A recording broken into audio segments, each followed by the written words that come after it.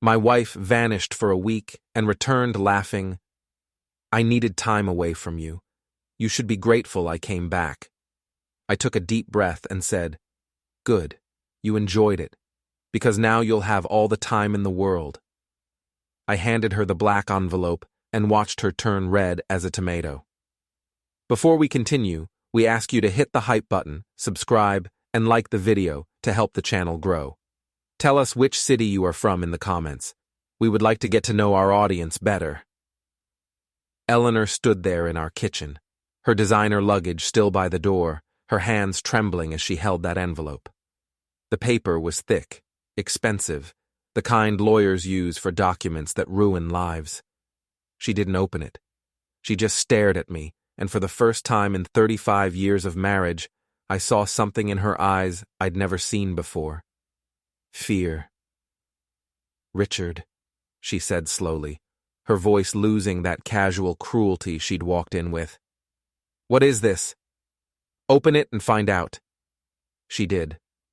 Her fingers fumbled with the seal, and I watched her face transform as she read the first page, then the second. Her skin went from flushed to pale in seconds. You wouldn't, she whispered. I already did. The document was simple. Evidence of her week-long disappearance, tracked by credit card statements, hotel receipts, and a private investigator's photos. Nothing criminal, nothing dramatic, just facts. Where she'd been, who she'd been with, how much money she'd spent from our joint account while I sat at home wondering if my wife of 3.5 decades was lying in a ditch somewhere. This is blackmail, she said, her voice hardening. No, I said calmly. This is insurance. You wanted time away? You got it. But understand something, Eleanor. I'm done being your safety net. I'm done being the man you mock to your friends. I'm done pretending I don't notice. She slapped the envelope down on the counter. Notice what, exactly? That you've checked out of this marriage years ago. That you and the kids think I'm some kind of walking ATM with no feelings and no memory.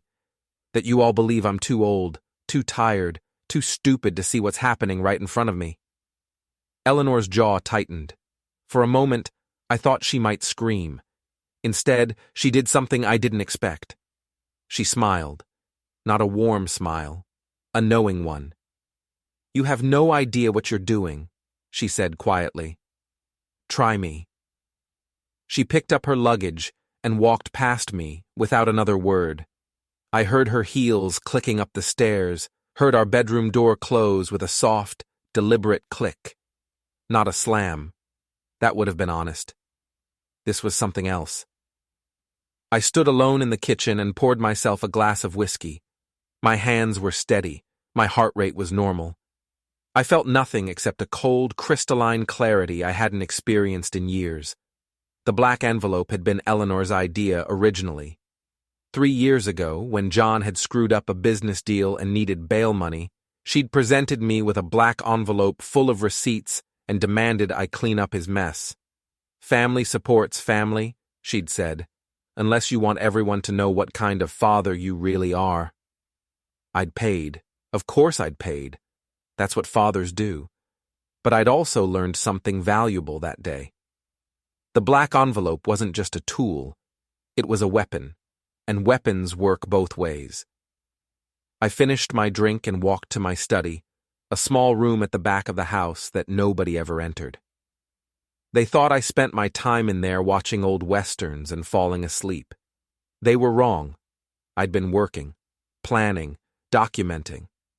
The filing cabinet in the corner held 3 years of evidence, bank statements showing money transfers to Jon's accounts, emails between Becca and her sponsors where she casually mentioned family drama for content ideas, text messages between Eleanor and her sister discussing how Richard's getting too old to notice anything anyway. They'd underestimated me. All of them. I pulled out a folder labeled Jonathan and spread the contents across my desk. Property deeds, transfer documents, forged signatures. My son, my firstborn, the boy I'd taught to ride a bike and helped through college, had systematically stolen from me for 2 years. The summer house in Vermont, the one I'd bought as a family retreat, was now in Jon's name. He'd sold it 6 months ago for $400,000. I'd found out by accident when the new owners contacted me about a boundary dispute. Jon had kept every penny. When I'd asked him about it, he'd looked me straight in the eye and said, "You told me I could have it." I had never said that. Not once. Not ever. I sat down at my desk and opened my laptop. The first email was already drafted.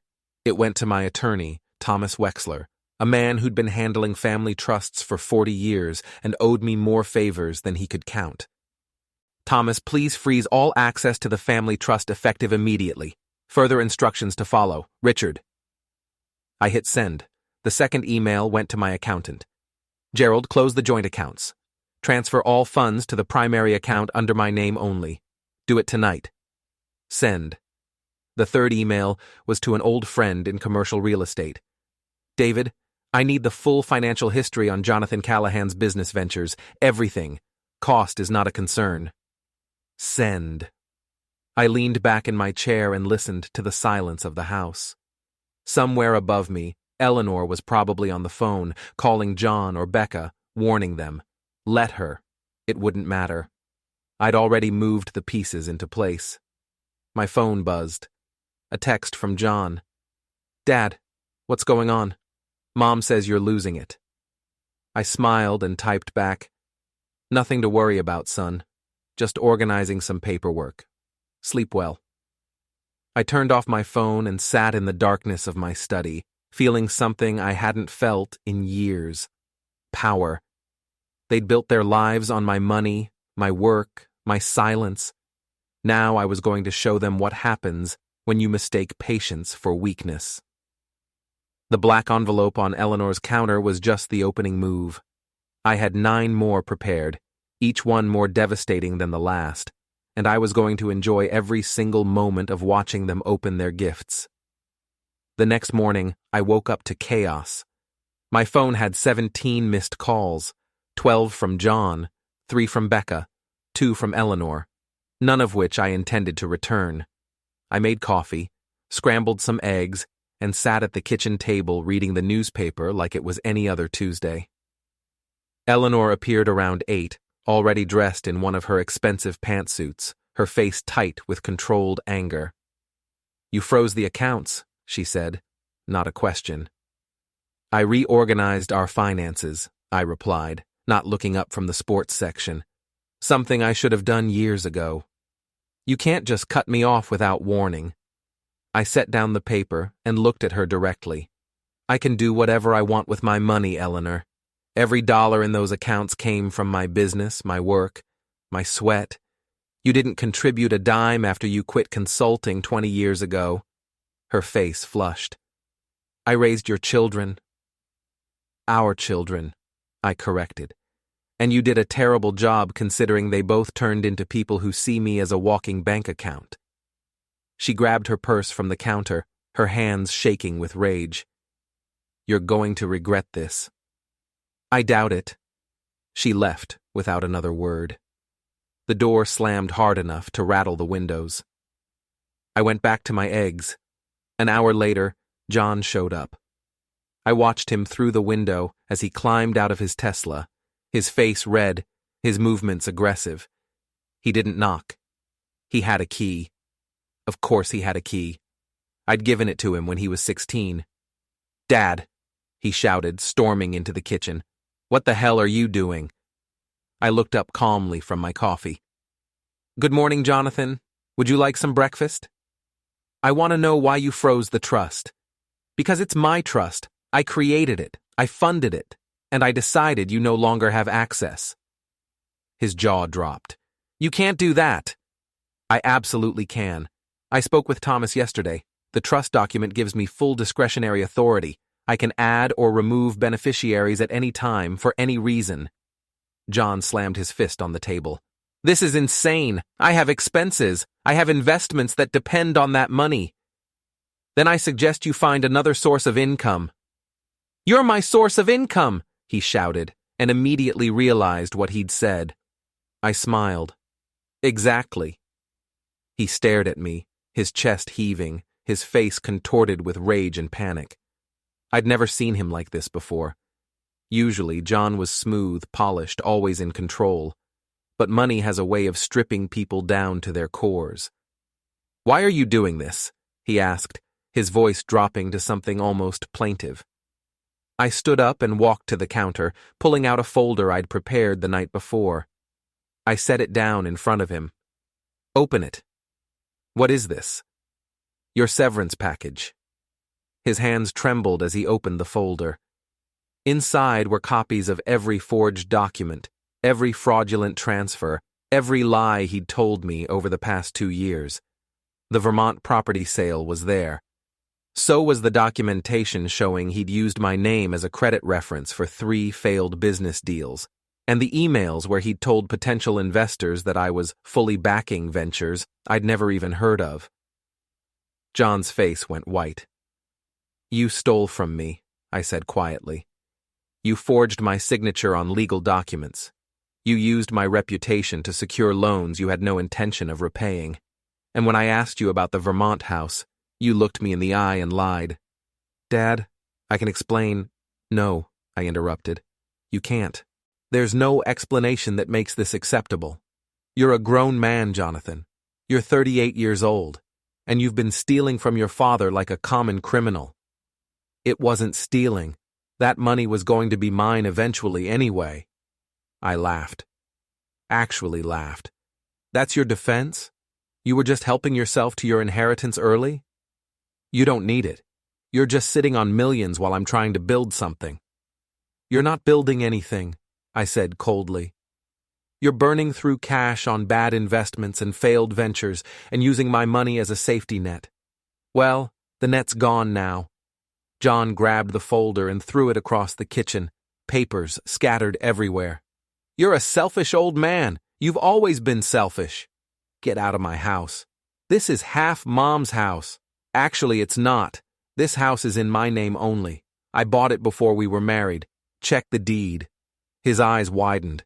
I could see him doing the math, realizing how thoroughly I'd outmaneuvered him. "You planned this," he whispered. "I did. Mom said you were acting weird. She said you were paranoid. I should have listened." "You should have been honest," I replied. "Now get out." He stood there for another moment, trembling with rage, before turning and storming out. He didn't take the papers. He left them scattered across my kitchen floor like confetti. I spent the next hour picking them up and reorganizing the folder. Halfway through, my phone rang. Becca. I let it go to voicemail. She called again and again. On the 4th attempt, I answered. "Hi, sweetheart." "Dad, what are you doing to Jon?" Her voice was sharp, accusatory, teaching him about consequences. "He called me crying. He says you've cut him off completely. He's a grown man, Rebecca. He shouldn't be calling his little sister crying about money." "This isn't about money. This is about you suddenly acting like a tyrant." I walked to the window and looked out at the street. It was a beautiful autumn day. The leaves were turning gold and red. The air was crisp. Somewhere down the block, kids were playing basketball. "Rebecca, do you know what your brother did?" "He made some mistakes." "So what? Family forgives family." "He stole from me. He forged legal documents. He committed fraud." There was a pause. "That's not true." "It is true. I have evidence. Would you like me to send you copies?" Another pause, longer this time. "Dad, you're scaring me." "Good," I said. "Maybe you should be scared. Maybe you should ask yourself what you've done lately that might come back to haunt you." "What's that supposed to mean?" "Figure it out." I hung up. Within minutes, she was calling again. I didn't answer. Let her stew. Let her worry.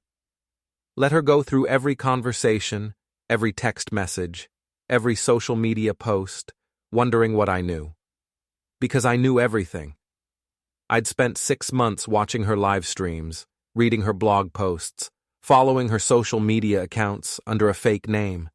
I'd documented every time she mentioned family drama for engagement, Every time she shared personal details about Eleanor or Jon for clicks.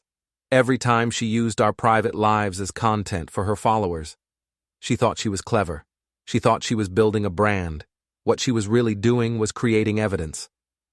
My phone buzzed with a text from Eleanor. "We need to talk. Tonight. Family dinner, 7 p.m. Everyone will be there." I texted back, "I'll bring wine." I knew what this was. An ambush. An intervention. They were going to gang up on me, tell me I was losing my mind, pressure me to undo everything I'd started. Let them try. I had plans for family dinner. I arrived at 7 sharp with 2 bottles of expensive Cabernet and a smile that didn't reach my eyes. Eleanor had chosen her favorite restaurant, an upscale Italian place in the city where the tables were spaced far enough apart for private conversations, but close enough that screaming would cause a scene. Smart woman, my wife. She knew I wouldn't make a spectacle in public. What she didn't know was that I didn't need to scream to destroy them. Jon was already there, sitting ramrod straight in his designer suit, his jaw clenched tight enough to crack teeth. Becca sat across from him wearing a dress that probably cost more than most people's monthly rent, her phone face down on the table, like she was forcing herself not to check it. Liam, Becca's husband, sat beside her looking uncomfortable in his lawyer's uniform. Olivia, Jon's wife, was next to him, her smile tight and artificial. Eleanor sat at the head of the table like a queen holding court. "Richard," she said coolly, "you're late." "I'm exactly on time," I replied, checking my watch. "It's 7 o'clock. I sat down at the opposite end of the table and poured myself wine. Nobody else moved to take the bottles. The silence was thick enough to cut. "Dad," Jon started, his voice carefully controlled. "We're worried about you." I smiled. "That's touching." "We think you might be going through something," Becca added, leaning forward with an expression of practiced concern. "The account thing, the trust, the things you said to Jon yesterday. It's not like you." "You're right," I agreed. "It's not like me at all. The old me would have ignored your betrayals. The old me would have kept writing checks and pretending everything was fine. This version of me is much more honest." Liam cleared his throat. "Mr. Callahan, perhaps we should discuss this privately. Family matters shouldn't—" "You're not family," I interrupted, looking directly at him. "You're a lawyer who married my daughter because you saw an opportunity. Don't pretend this is about concern." His face flushed red. Becca put a hand on his arm, stopping him from responding. "Dad, please," she said softly. "We love you. We're just confused about why you're suddenly attacking everyone."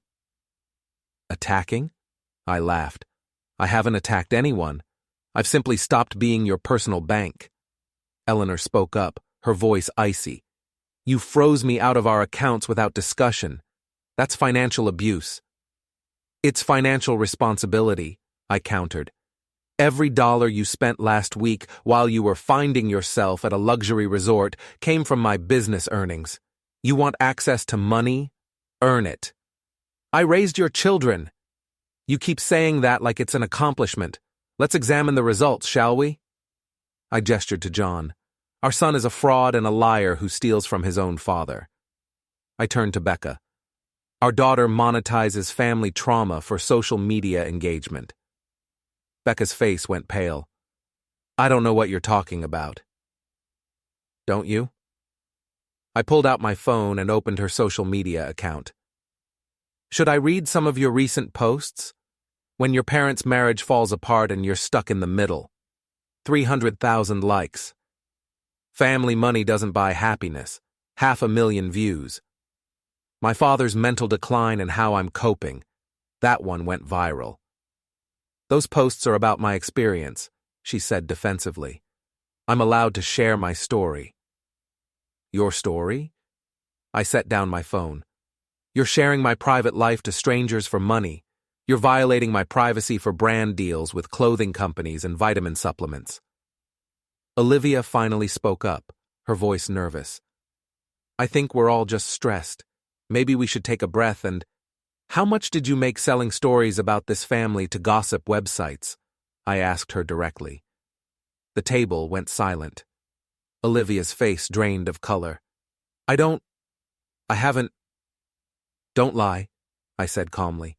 I have bank records showing payments from 3 different tabloid websites to your personal account. Small amounts, 200 here, 500 there, but consistent. You've been leaking information about Eleanor and me for almost a year. Jon turned to stare at his wife. Olivia? It was just little things, she said quickly. Nothing important, and we needed the money. We needed the money? Jon's voice rose. I gave you everything. You gave me your father's money, she shot back. Money that wasn't even yours. The crack in their facade was beautiful. I sat back and sipped my wine, while Jon and Olivia started arguing in harsh whispers. Becca looked like she wanted to crawl under the table. Liam was staring at his plate like it held the secrets of the universe. Eleanor watched me across the table with an expression I couldn't quite read. This is what you wanted? She asked quietly. To tear the family apart? I didn't tear anything apart, I replied. I just stopped holding it together. A waiter approached nervously. Are you ready to order? We won't be staying, I said, standing up. But thank you. I pulled out a black envelope from my jacket and set it in the center of the table. Everyone stared at it like it was a bomb. What's that? Jon asked. Insurance, I said. Don't open it unless you want to escalate things. Consider it motivation to leave me alone. Richard, Eleanor said, her voice sharp. Sit down. No. I walked out of the restaurant without looking back. Behind me, I could hear chairs scraping, voices rising, panic setting in. Let them fight among themselves. Let them turn on each other. Let them finally see what they'd become. I got into my car and drove home through the quiet streets, feeling lighter than I had in years. The black envelope on the table was empty except for a single sheet of paper that read, I know everything. Choose your next move carefully. They'd spend hours wondering what I knew, days worrying about what I'd do next, weeks turning against each other, accusing, defending, fracturing, and I'd be home, in my study, planning the next phase. Because this was just the beginning. 3 days passed before the next move. 3 days of silence from my family. No calls, no texts, no surprise visits. They were regrouping, planning their counterattack. I could picture them all gathered in Jon's overpriced condo, discussing strategies, deciding how to handle the Richard problem. Let them plot. I'd spent 6 months preparing. They'd spent 3 days panicking. On Thursday morning, I drove to the city and met Thomas Wexler for breakfast at a diner he'd been frequenting since before I was born. Thomas was 72, sharp as a razor, and utterly ruthless when it came to protecting his clients. You've been busy, he said, spreading butter on his toast. Eleanor called my office 16 times yesterday. What did you tell her? That attorney-client privilege prevents me from discussing your affairs without your explicit consent. He bit into his toast and chewed thoughtfully. She didn't take it well. I imagine not. Thomas pulled out a folder and slid it across the table. Everything you asked for, property records, trust documents, business filings. Your son's been busier than I thought. I opened the folder and felt my jaw tighten. Jon hadn't just stolen the Vermont property. He'd used my name to secure loans against properties I actually did own. 3 different mortgages, totaling nearly $2 million, all using forged signatures and fraudulent documentation. Can we prosecute? I asked. Absolutely. This is textbook fraud, multiple felonies. Thomas leaned back and studied me. But prosecution means police, courts, publicity. Your whole family's dirty laundry aired in public. Your daughter would have contempt for years. What's the alternative? Leverage. You sit on this information and use it to control the situation. Jon can't make a move without knowing you could destroy him with one phone call to the district attorney. I closed the folder. What about Eleanor? Your wife is more complicated. She hasn't broken any laws, but she's been transferring money from joint accounts into personal accounts in her name only. Small amounts, consistent pattern. Started about 4 years ago. How much? Roughly 300,000. I felt something cold settle in my chest. She's been planning to leave me for 4 years? Thomas shrugged. Or she's been building a safety net. Either way, she's been strategic about it. Nothing illegal, technically, since they were joint accounts. But morally? He made a face. Can I recover it? Some of it. But it would require litigation, and that means publicity. Right. I drummed my fingers on the table. What about Becca? Your daughter's actually the most vulnerable. Her social media content crosses some serious lines. She's shared medical information, financial details, private conversations. If someone wanted to sue her for invasion of privacy or defamation, they'd have a strong case. Someone like me? Someone exactly like you. I sat back and thought about it. Becca had built her entire brand on being the relatable daughter of a wealthy family. She had sponsors, partnerships, a verified account with 3 million followers. Her income depended entirely on her ability to monetize her personal life. Our personal life. How much damage could a lawsuit do? I asked. Complete destruction. Sponsors would drop her immediately. Her followers would turn on her, and you'd win. Easily. Her own posts are evidence. Good. Thomas finished his coffee and studied me with those sharp lawyer eyes. Richard, I need to ask. What's your end game here? Are you trying to teach them a lesson, or are you trying to burn everything down? Maybe both. That's not an answer. I looked out the window at the morning traffic, watching people rush to jobs and appointments, living their normal lives. They took my trust for granted. They took my money. They took my dignity. And they did it while smiling to my face and mocking me behind my back. So this is revenge. This is justice, I corrected. I worked 40 years to build something. I gave them everything, and they repaid me with betrayal. You tell me what that deserves. Thomas was quiet for a moment, then he nodded slowly. Fair enough. What's your next move? I want you to draft a letter to Jonathan, outline everything we found. Give him 72 hours to transfer back every asset he took, plus interest. If he doesn't comply, we file criminal charges. He won't pay. He doesn't have it. I know. But the letter will terrify him. And when he tries to negotiate, we'll have him exactly where we want him. Anything else? Start the paperwork for the lawsuit against Rebecca. Don't file it yet. Just have it ready. And Eleanor? I smiled. Eleanor gets a special surprise. I left the diner with the folder under my arm and a list of phone numbers in my pocket. My next stop was a coffee shop in a trendy neighborhood where Becca was hosting a meet and greet with her followers. I'd seen the announcement on her social media. Come chat with me about wellness, family, and finding your authentic self. Complete with a professional photo of her looking contemplative and beautiful, her hair perfectly styled, her smile genuine in that practiced influencer way. I arrived 20 minutes before the event ended and waited outside. The coffee shop was packed with young women, all dressed like Becca, all clutching their phones, all hoping for a selfie or a moment of connection with someone authentic.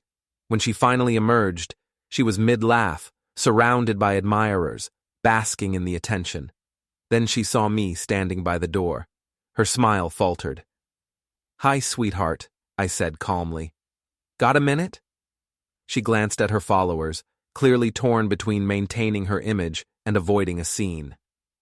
Dad, I'm in the middle of something. This won't take long. She excused herself and walked over, her expression guarded. What are you doing here? I wanted to see you work, I said. Very impressive. All these people who think they know you. They do know me. They know the version you sell them, the curated, filtered, monetized version. They don't know the real Rebecca who mocks her father online for engagement. Her face flushed. Can we not do this here? Why not? This is your authentic self, right? That's your brand. Authenticity. I pulled out my phone and opened one of her posts. Let me read this to your fans. I'm sure they'd love to hear it. Dad, please. Her voice dropped to a whisper. Stop. Meet me for lunch tomorrow, 1 o'clock, the Riverside Grill, alone. I can't. I have a brand meeting. Reschedule it, I said firmly. Or I'll post my own response to your content.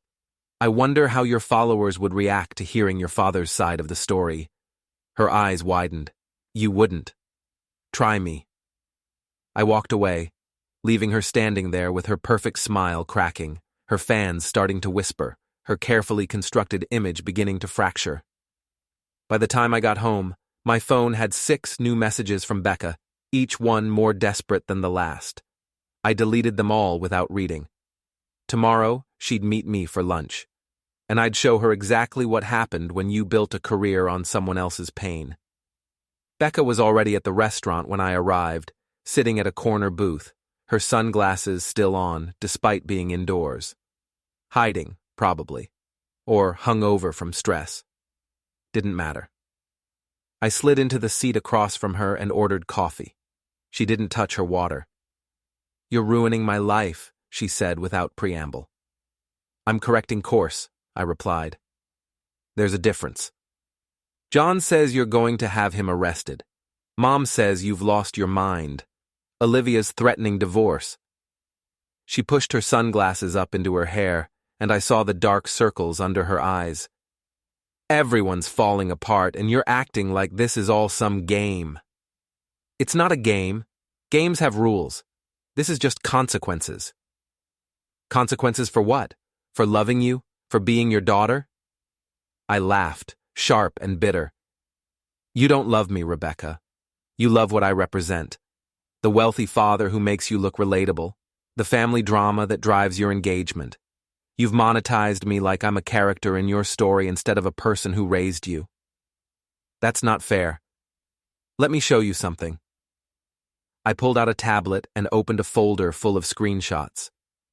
These are all your posts from the past year that mention me or your mother. 63 posts. Combined reach of 20 million people. Estimated revenue, based on your sponsorship rates, around $300,000. Her face went white.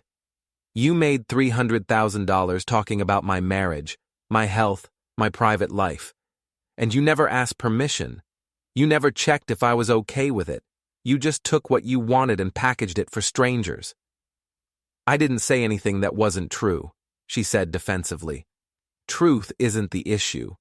Privacy is. Respect is. You violated both. She looked down at her hands. Everyone in my industry does this. It's how social media works. People want authenticity. Then be authentic about your own life, not mine. The waitress came by with my coffee. I ordered a sandwich. Becca ordered nothing, still staring at her hands. What do you want from me? She asked quietly. I want you to understand that actions have consequences. I want you to realize that the person you've been treating like content is actually your father. I know you're my father. Then act like it. Stop selling me out for likes. She was quiet for a long time. When she finally looked up, there were tears in her eyes, real ones, not the practiced kind she used in emotional posts. I'm sorry, she whispered. Are you? Or are you just sorry you got caught? Both, she admitted. I didn't think about it from your side. I was just trying to build something that was mine, something that wasn't connected to your money or your success. So you used my pain instead. Yes, she wiped her eyes. I'm a terrible person. You're not terrible. You're selfish. There's a difference. Terrible people can't be fixed. Selfish people just need better motivation. She looked up, confused. What does that mean? I pulled out an envelope. Not black this time, just plain white. I slid it across the table. What's this? Your choice. She opened it slowly. Inside was a single document, a draft lawsuit for invasion of privacy and emotional distress, listing every post, every mention, every violation. At the bottom was an estimated settlement amount, $2 million. Dad, I don't have $2 million. I know. That's the point. If I file this, your career ends, your sponsors drop you, your followers turn on you, you lose everything you've built. So this is blackmail.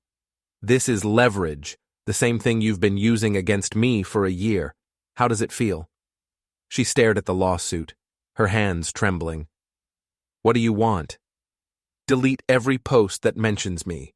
Issue a public apology for violating my privacy.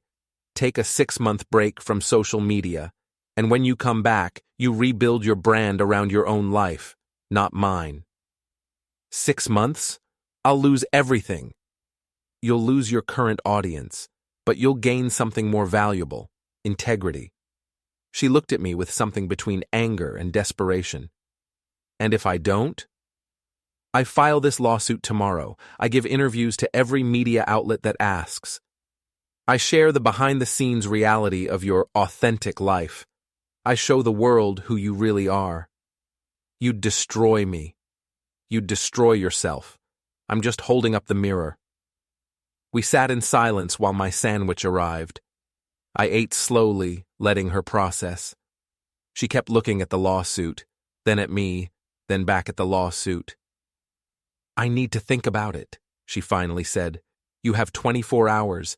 After that, the offer expires and I file immediately.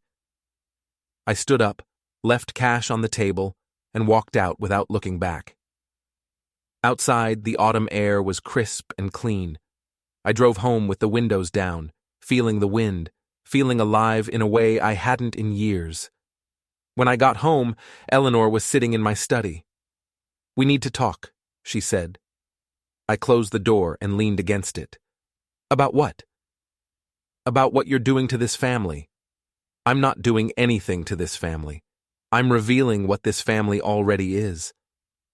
She stood up, and for the first time, I saw something new in her expression. Not anger, not fear, something calculating. You think you're so clever, she said. You think you've outmaneuvered everyone, but you forgot one thing. What's that? She smiled, a real smile, a dangerous one. I taught you how to use a black envelope in the first place. Eleanor walked to my filing cabinet and pulled out a black envelope I'd never seen before. She set it on my desk with a soft thud. Open it, she said. I stared at the envelope, my mind racing. This wasn't one of mine. The paper was different, older. The seal was already broken. I pulled out the contents slowly. Inside were documents, letters, photos, all dated from 3 years ago. The summer I'd been investigated for tax evasion.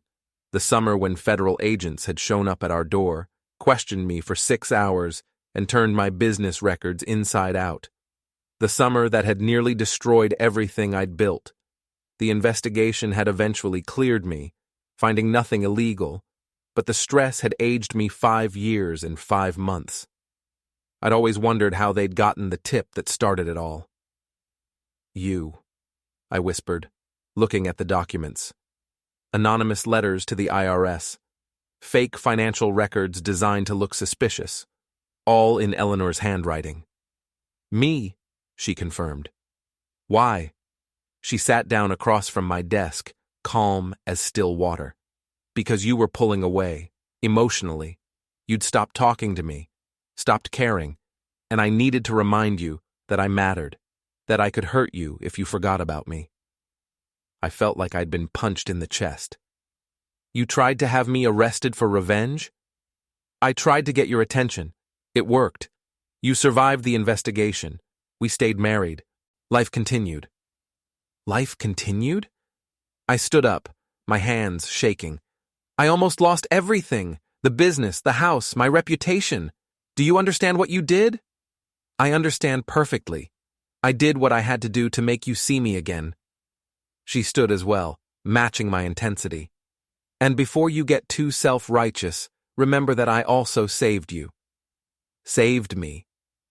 The investigator was going to find some irregularities in your 2018 returns. Small things, probably accidental, but enough to cause problems.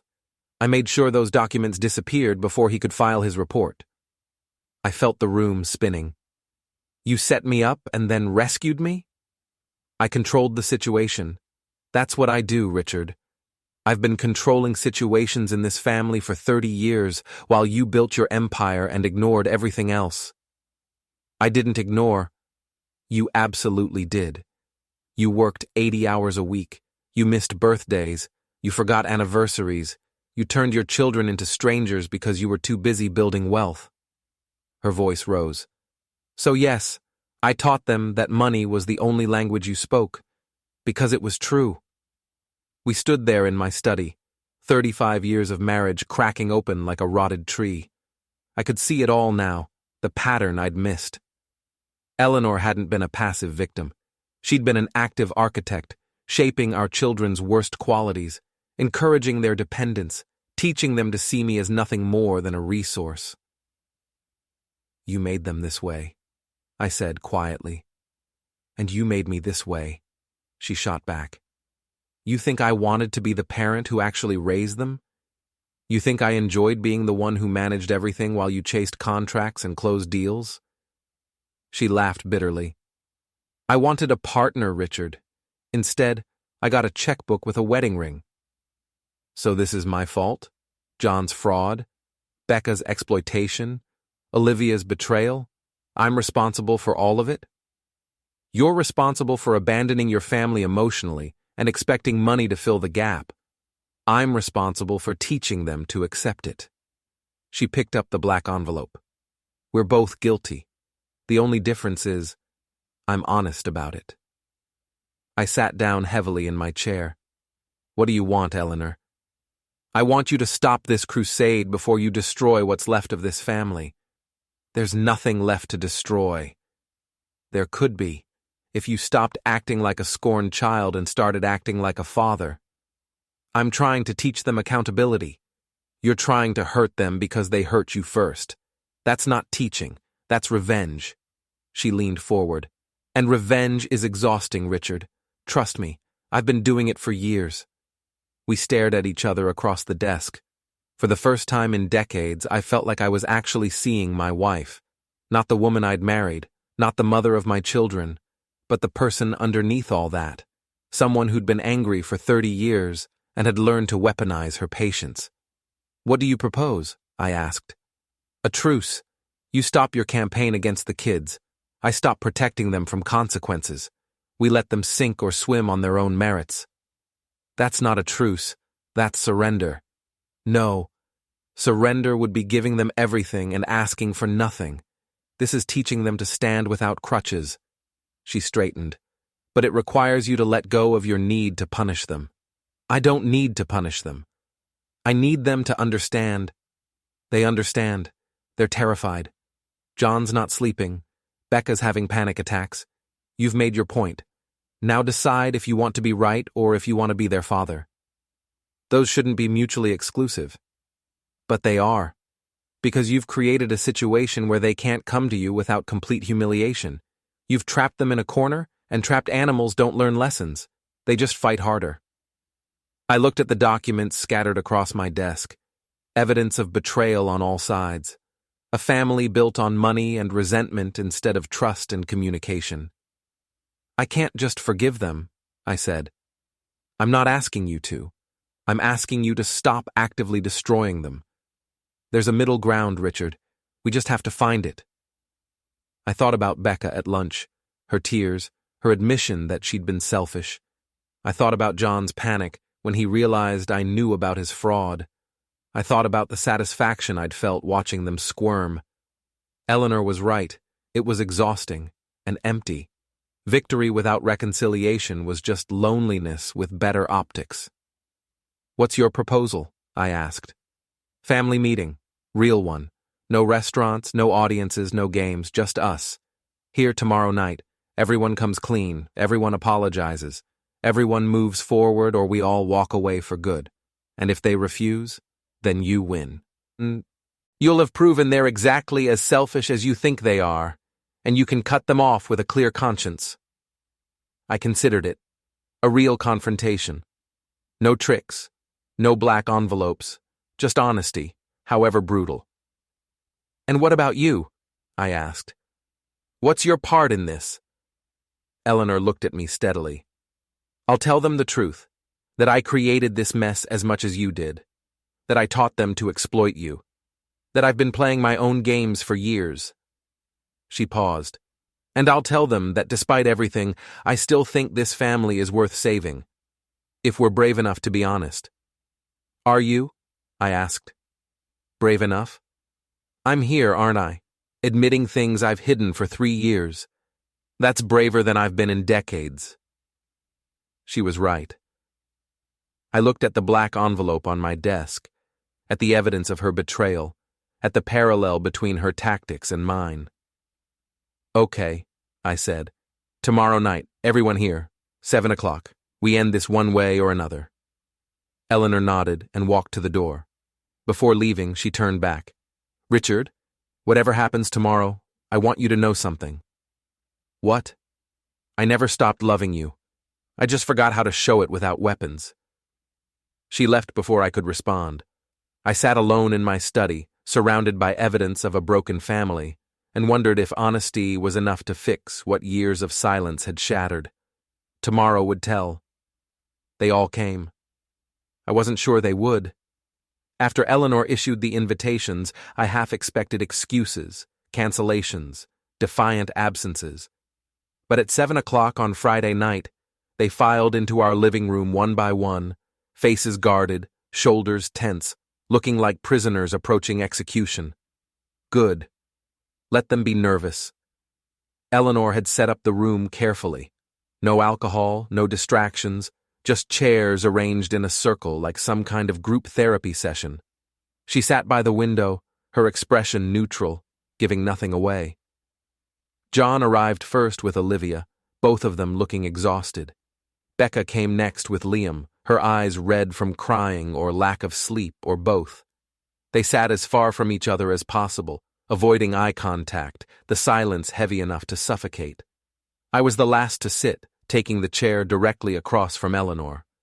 The circle was complete. Thank you for coming, Eleanor started, her voice calm but firm. I know the past week has been difficult for everyone. That's why we're here.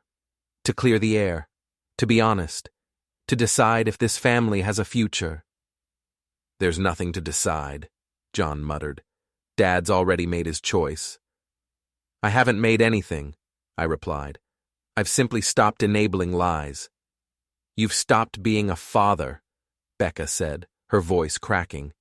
You've cut us off, threatened us, humiliated us. I've held you accountable, something your mother and I should have done years ago. Don't bring me into this, Eleanor said sharply. I'll take responsibility for my own failures. But tonight isn't about pointing fingers. It's about truth. So let's start with the truth. She looked around the circle. I'll go first. The room went still.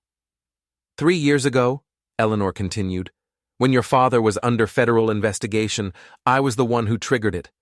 I sent anonymous tips to the IRS because I was angry with him, because he'd emotionally abandoned me, and I wanted him to hurt the way I hurt. Becca gasped. Jon's eyes widened. I watched them process this information, their faces cycling through shock, confusion, and something like vindication. Mom, Jon said slowly, you tried to have Dad arrested?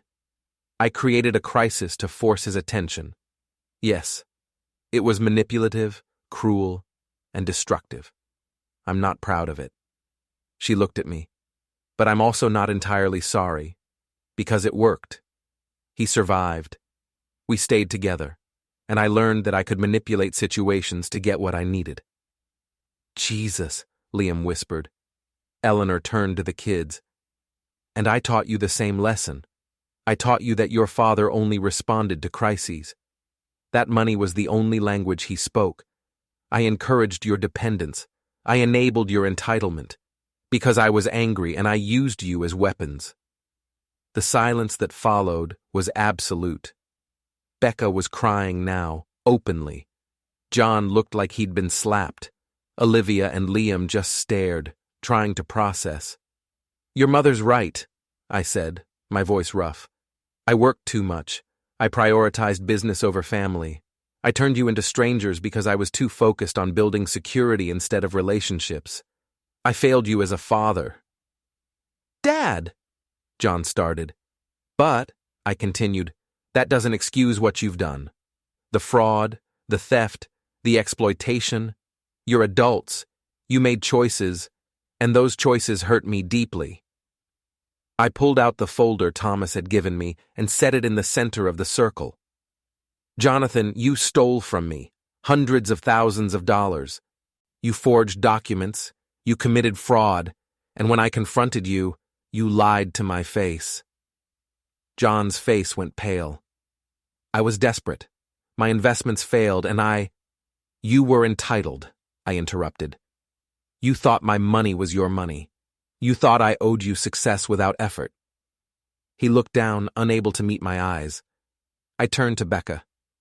"Rebecca, you monetized my pain.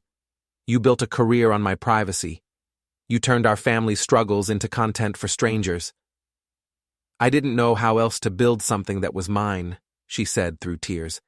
"Then build it with your own material, not mine." She nodded, sobbing. I looked at Olivia. "And you betrayed us to tabloids for pocket change. Why?" Olivia's voice was barely a whisper. "Because I felt invisible. Jon only cared about his business. You and Eleanor only cared about Jon and Becca. I wanted to matter to someone, even if it was just gossipy strangers on the internet. So you sold us out." "Yes." She looked at Jon. "And I'm sorry. To all of you." Liam cleared his throat. "I don't know what I'm doing here. I haven't done anything." Eleanor laughed sharply. "You've been advising Rebecca on how to exploit family information legally. You've been coaching her on disclosure laws and privacy loopholes. Don't pretend you're innocent." His face flushed. "I was helping my wife." "You were helping her violate her father. There's a difference." We sat in painful silence, the truth hanging in the air like smoke. Everyone had been exposed. Everyone was guilty.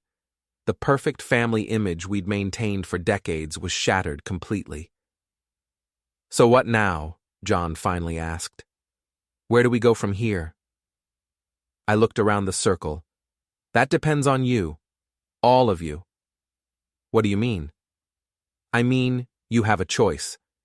You can leave here tonight and continue as you were, entitled and resentful, blaming everyone but yourselves, in which case I'll pursue legal action against Jonathan and Rebecca, and you'll all be out of my life permanently, Dad. Or," I continued, "you can take responsibility, real responsibility. You can rebuild your lives without my money. You can earn your own success. You can prove that you're more than just my children, that you're actual people with actual integrity." "And if we do that," Becca asked, "what do we get?" "You get your father back, not your ATM, not your safety net, your actual father, someone who will care about your success because you earned it, not because he funded it." Jon looked at Olivia, then at me.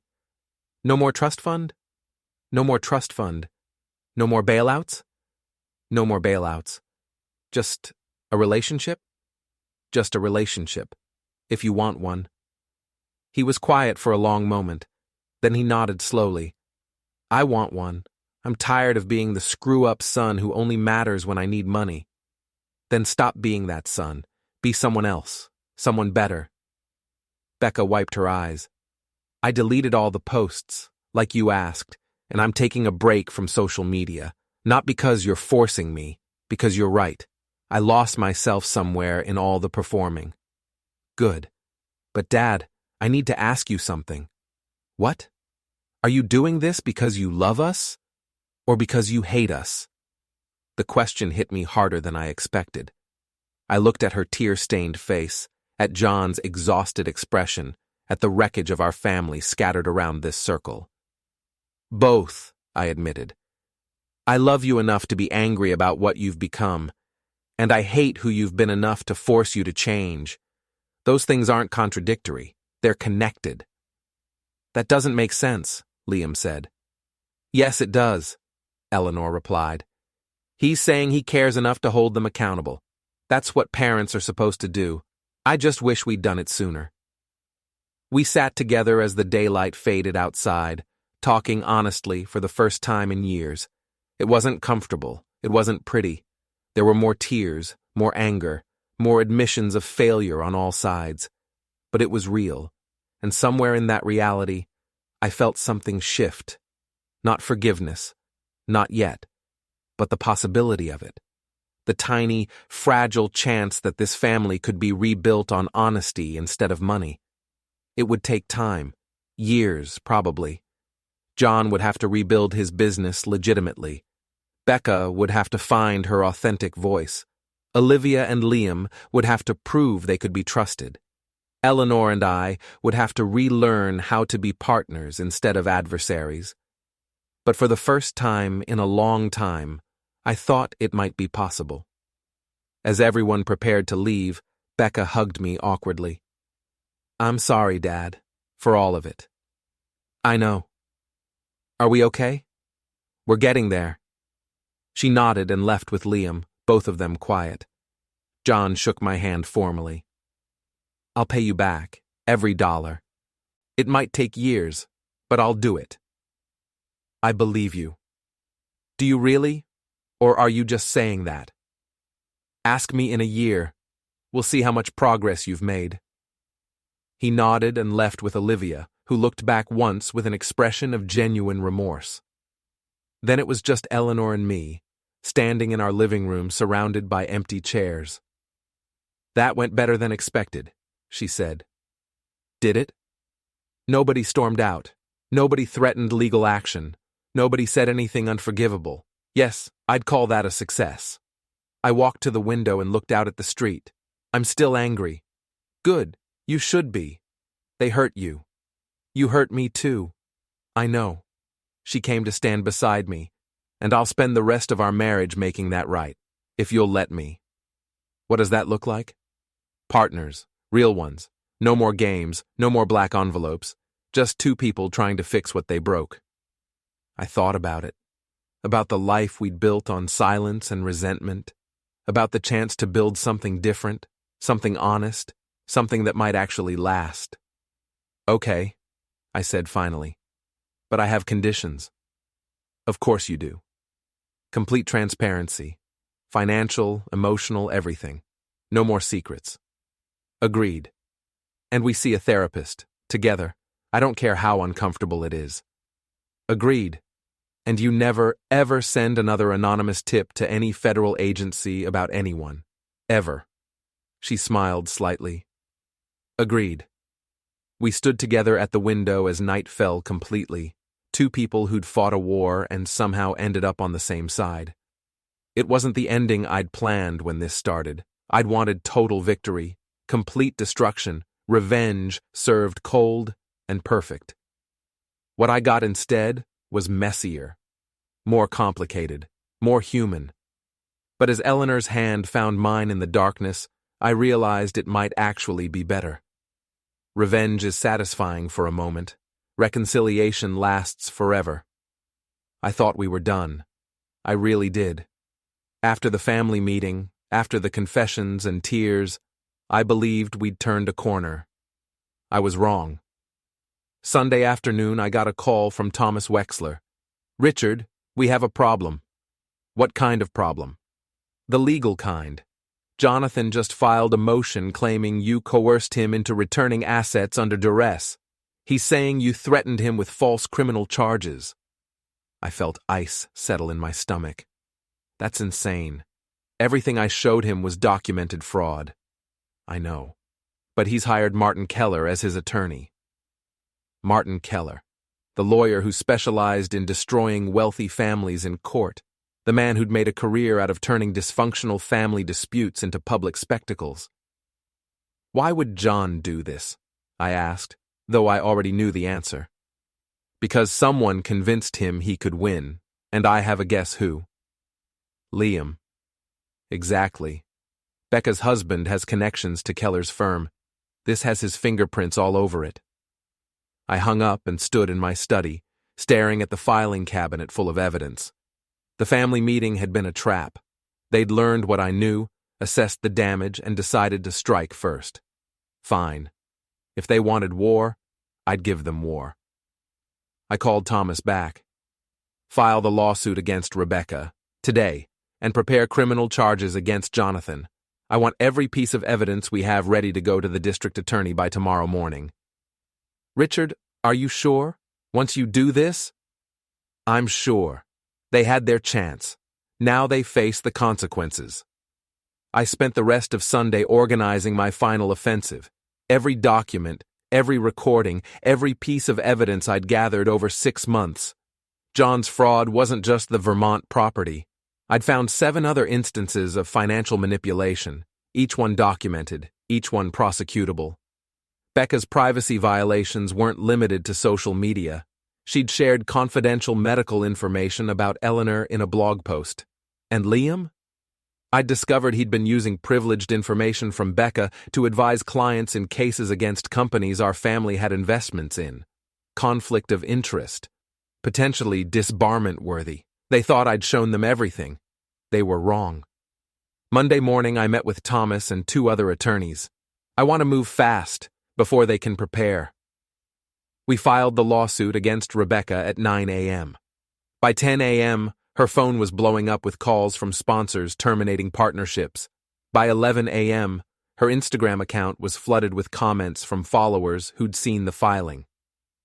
At noon, I had the criminal complaint against Jonathan hand-delivered to the district attorney's office. Within hours, John received a call from a prosecutor requesting an interview. Tuesday, I leaked the information about Liam's conflicts of interest to the State Bar Association. Wednesday, I provided documentation of Olivia's tabloid payments to her employer. I wasn't just fighting back. I was finishing this. Thursday evening, Eleanor showed up at my house. "You need to stop," she said. "I'm not stopping. They declared war. Jon and Becca are panicking. You're destroying them." They tried to destroy me first. They just weren't as good at it. She stared at me. What happened to wanting a relationship with them?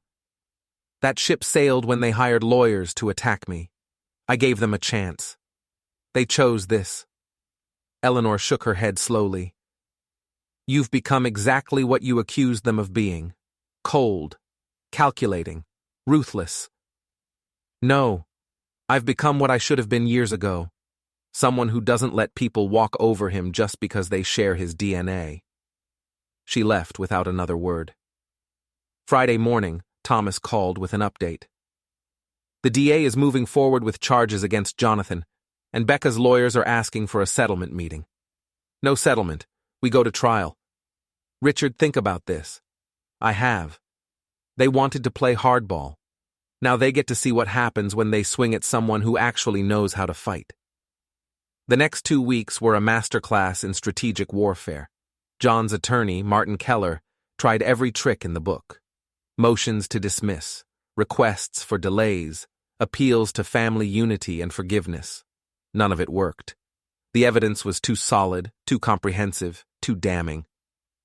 The district attorney was particularly interested in the real estate fraud network Jon had been part of. They offered him a deal: cooperate and provide information about the other players or face maximum penalties. Jon refused. Pride, probably, or fear.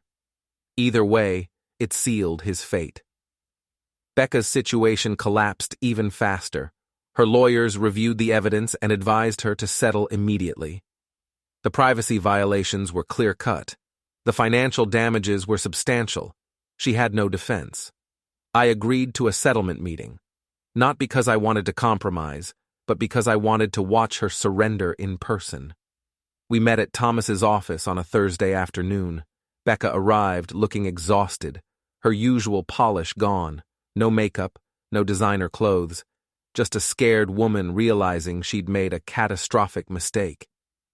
Mr. Callahan, her lawyer began. My client is prepared to offer a formal apology and agree to never— I don't want an apology, I interrupted. I want 3 things. 1. She deletes every post mentioning me or my family, forever. 2. She signs an agreement never to discuss our family publicly again, with penalties of $1 million per violation. 3. She pays $200,000 in damages. Becca's face went pale. I don't have $200,000. Then you'll work for it. Get a real job. Learn what it's like to earn money instead of exploiting people for it. Her lawyer protested, but I cut him off. These terms are non-negotiable. Accept them or we go to trial. And if we go to trial, I'll make sure every sponsor, every follower, every person who ever believed in her authentic brand knows exactly what kind of person she really is. Becca looked at me with tears in her eyes. Dad, please. I'm not your dad right now. I'm the person you tried to exploit for profit. Sign the agreement or face the consequences. She signed. As she left the office, broken and humiliated, I felt nothing but cold satisfaction. She'd learned her lesson. Finally. Jon's situation took longer to resolve, but the outcome was never in doubt. The evidence was overwhelming. His attorney eventually advised him to take a plea deal, 5 years probation, full restitution of everything he'd stolen, and permanent removal from any position of financial authority. On the day Jon accepted the plea, I sat in the courtroom watching him stand before the judge, his head bowed, his voice barely audible as he admitted his guilt. The judge sentenced him immediately: 5 years probation, community service, mandatory financial counseling, and a criminal record that would follow him forever. As the bailiff let him out, Jon looked back at me once. I met his gaze steadily, letting him see exactly what I felt: victory. Liam lost his law license 3 weeks later. The state bar investigation found multiple violations of professional conduct. His career was over. Olivia lost her job and her marriage. Jon filed for separation the day after his sentencing. She moved back in with her parents, disgraced and broke. Eleanor tried one more time to intervene. Are you satisfied now? You've destroyed them all. I didn't destroy anyone. I just stopped protecting them from the consequences of their own actions. You've lost your family. I lost my family years ago. I just didn't realize it until they tried to take everything else too. She left. We filed for legal separation 2 weeks later. After 35 years of marriage, we divided our assets with the cold efficiency of business partners dissolving a failed venture. I kept the house. She took half the liquid assets. We agreed never to speak unless absolutely necessary. It was over. 6 months after the dust settled, I stood in my study looking out at the autumn leaves turning gold and red. My family was gone. Jon was working construction somewhere, rebuilding his life from scratch. Becca had moved to California, broke and anonymous. Eleanor was living with her sister, bitter but finally honest about what our marriage had been. I was alone, and I'd never felt better. The house was quiet, peaceful, no drama, no manipulation. No one treating me like an ATM or a resource to be exploited. Just silence and the satisfaction of knowing I'd won. Thomas called that afternoon. Richard, I wanted to give you a final update. All the settlements are paid. All the legal matters are closed. It's finished. Good. How are you feeling? Victorious. He was quiet for a moment. I've been doing this a long time. I've seen a lot of family disputes. This one, you really went for the throat. They tried to destroy me. I just did it better. Fair enough. So what now? Now I live my life, on my terms, without people trying to steal from me or exploit me or manipulate me. Sounds lonely. Sounds peaceful. I hung up and walked through my house, room by room, appreciating the silence. No footsteps but mine. No voices but my own thoughts. No one's needs but my own to consider. I'd spent 40 years building wealth, 35 years in a marriage based on strategy instead of love. Decades raising children who saw me as nothing but a source of funding. Now I was free. I sold the business 2 months later for 8 figures. Sold the house too. Too many memories, all of them tainted. I bought a smaller place in the mountains, far from the city, far from anyone who knew my name. I spent my days hiking, reading, learning to cook properly. I took up woodworking, built furniture with my own hands, creating something real instead of just accumulating wealth. Sometimes I thought about Jon and Becca, wondered if they were rebuilding their lives, if they'd learned anything, if they regretted their choices. Mostly, I didn't care. They'd made their decisions. I'd made mine. We'd all gotten exactly what we deserved. One morning, I woke up to fresh snow on the mountains, the sun turning everything golden. I made coffee, sat on my porch, and felt something I hadn't felt in years. Contentment. No one was stealing from me. No one was exploiting me. No one was pretending to love me while planning how to profit from my eventual decline. I was alone, but I was free. And freedom, I'd learned, was worth more than any family that had to be bought with silence and money. I raised my coffee cup to the sunrise, to the clean slate of my new life, to the sweet satisfaction of total victory. They'd tried to take everything from me. Instead, I'd taken everything from them, and I'd do it again without hesitation. Because in the end, I'd learned the most valuable lesson of all. When people show you who they really are, believe them. And when they try to destroy you, make sure you destroy them first. I'd won, completely, permanently, and I'd never been happier,